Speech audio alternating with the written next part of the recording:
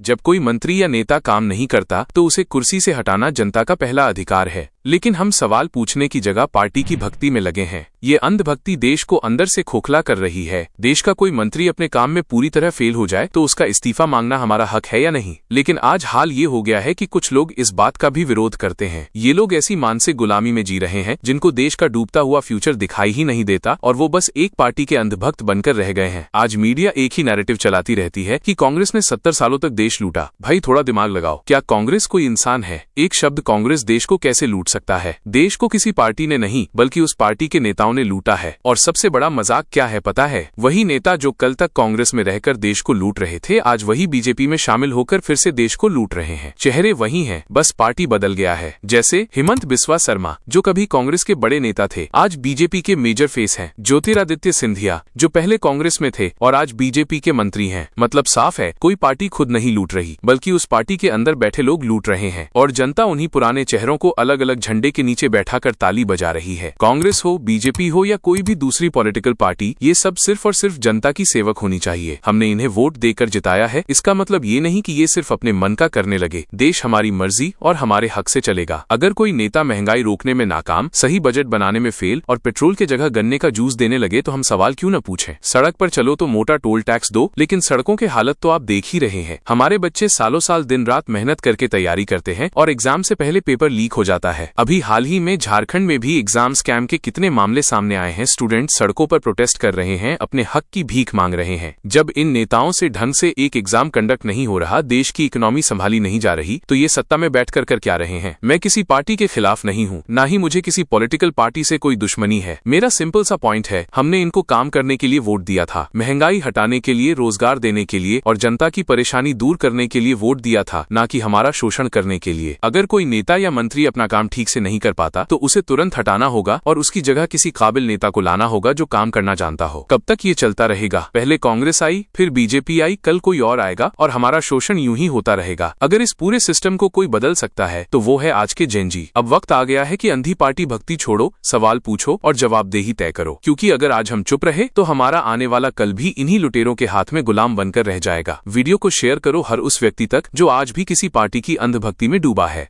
Jai Hind.